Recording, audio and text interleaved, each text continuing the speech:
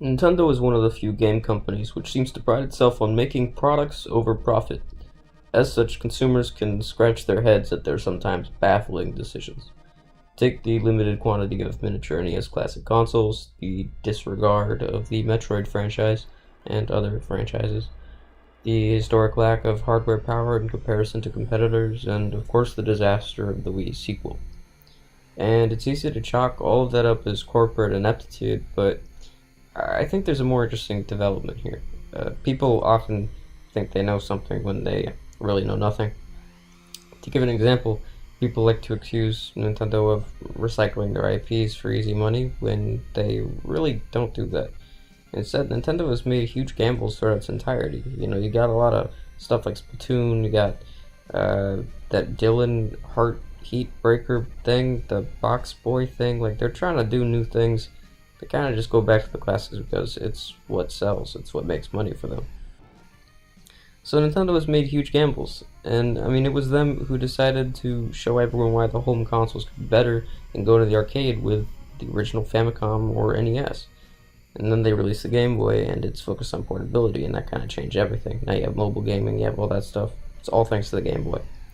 The Super Famicom and the Super Nintendo, they refined control and game design, such that its catalog is now the standard to which modern games are often compared to. RPGs today owe everything to Chrono Trigger and Secret of Mana, and platformers owe everything to Super Mario World and Yoshi's Island.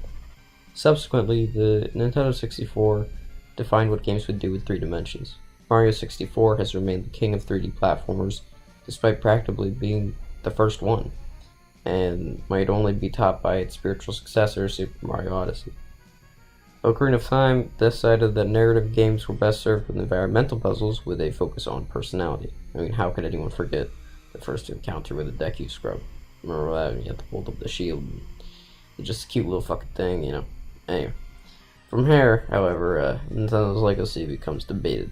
The GameCube had a lineup of fantastic games, but audiences found it hard to care when it lacked the hardware strength of the PS2 and Xbox. Rather, its strength was in its focus on good games and a fantastic controller. But it was too radical a shift from what people wanted.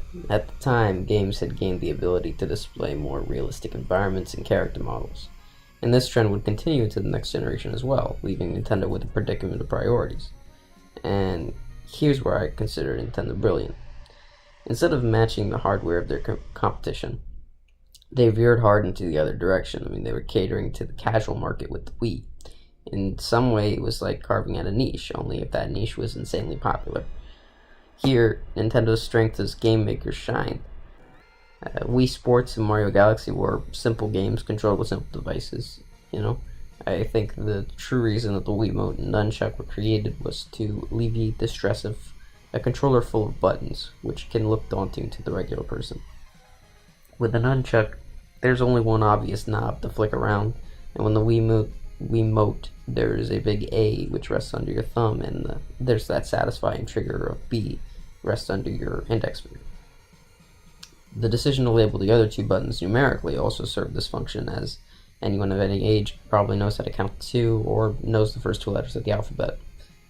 C and Z were also buttons, but they were placed out of view as they were less pivotal in the casual games on offer. But that's enough about the Wii, though, because while its purpose was to make your grandma finally try that video game thing, the Wii U did the exact opposite. I haven't talked to many grandmas, but I don't think they would be as interested in a tablet the size of a dinner plate as, flicking the thing to play tennis. Instead, the Wii U was another big risk from Nintendo, a kind of self-satisfying one. It was an idea that came from their drive to innovate, and unfortunately it didn't catch on. But this doesn't make the Wii U a bad console. Much like the Virtual Boy, its only real flaw was the awkward controller. Besides that, it gave us the greatest game creation tool yet with Super Mario Maker, the best Donkey Kong game, Tropical Freeze, and Nintendo Land, which is just a really cool game. I wish I could go back and play it, but I sold my Wii U. But trust me, the Wii U was pretty good. They just didn't put out games for it because no one was buying it. Thankfully, a lot of the games that came out, I got a second life on the Switch. And also, luckily, the 3DS picked up the sales slack during that time, and kids continued to buy whatever came out on the 3DS. That's probably why Nintendo's still around. It's because of their handhelds. That's how they make their money. And Sega, they're gone now because their consoles they couldn't live up. I might talk about Sega one day. Then, of course, the Switch happened, which combined the portability of Nintendo's handhelds with the power of a console, while also giving independent developers a definitive place to launch their games. It's amazing what you see with indie games on the Switch, because like Cuphead is #1 on the charts, and it's been that way for like a few weeks. That's insane. It's like over Mortal Kombat. It's crazy.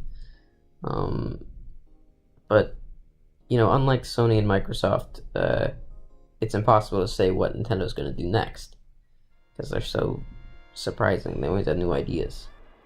Switch 2 seems unlikely given the track record of the company, and while it wouldn't disappoint the modern consumer, it would be kind of disappointing to me as a fan of novelty.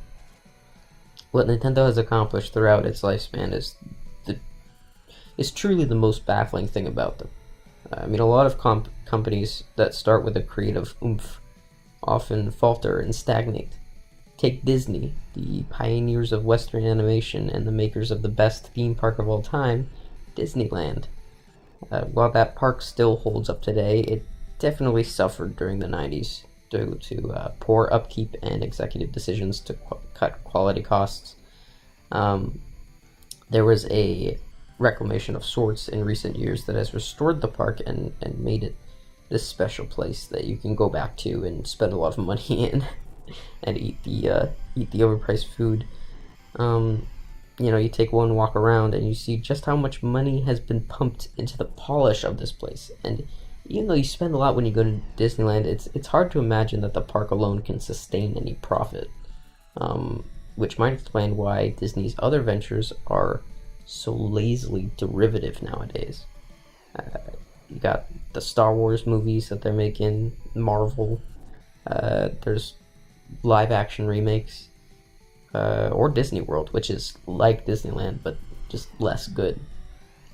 That's a whole other topic, though. Maybe I'll get around to it later. In any case, Nintendo hasn't gotten there yet. They haven't sunk that low. Maybe it's just because they're a Japanese company. Japan is famous for being very on top of their shit when it comes to running things. You take their transit line, it's like always to the minute, to the second. It tries to be as accurate as possible.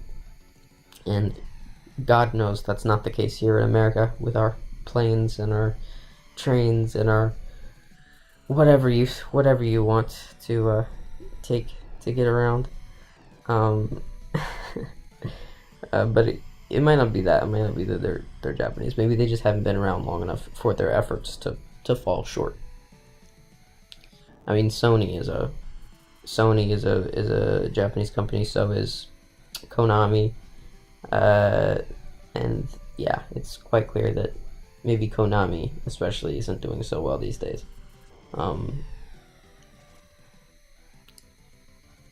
But that's about it. That's all I have to say.